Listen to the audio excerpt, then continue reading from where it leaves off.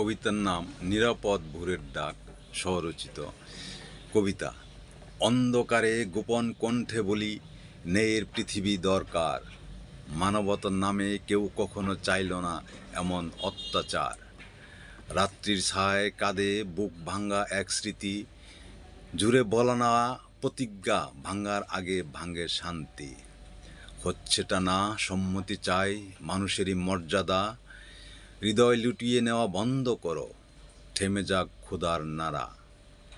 নিতান্ত অমানবিক হলো এইসব জোর জবরদস্তি। কসম আছে ভালোবাসা নয় এই নিপীড়নের কৃষ্টি। শিকল ভরা বিচার চাই, চিরতরে ভাঙুক মিথ্যা বলি। শিকারদের পাশে দাঁড়াবে সমাজ, হবে কষ্টের সঙ্গী।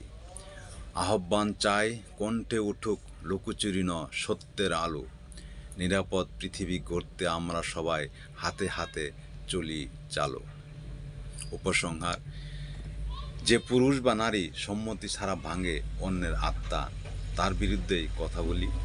ন্যায়, সহায়তা ও মানবাধিকার বিশ্বাস রেখে আমরা নতুন ভোরের দিকে ঝুঁকি তুলি। সচেতনামূলক বার্তা: না মানে না।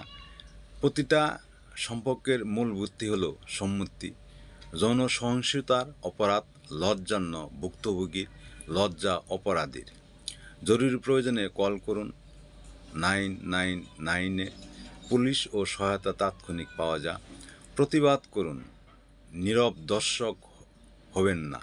পাশে দাঁড়ানোই মানবতা। আসুন সবাই মিলে গড়ি একটি নিরাপদ ভোরের পৃথিবী।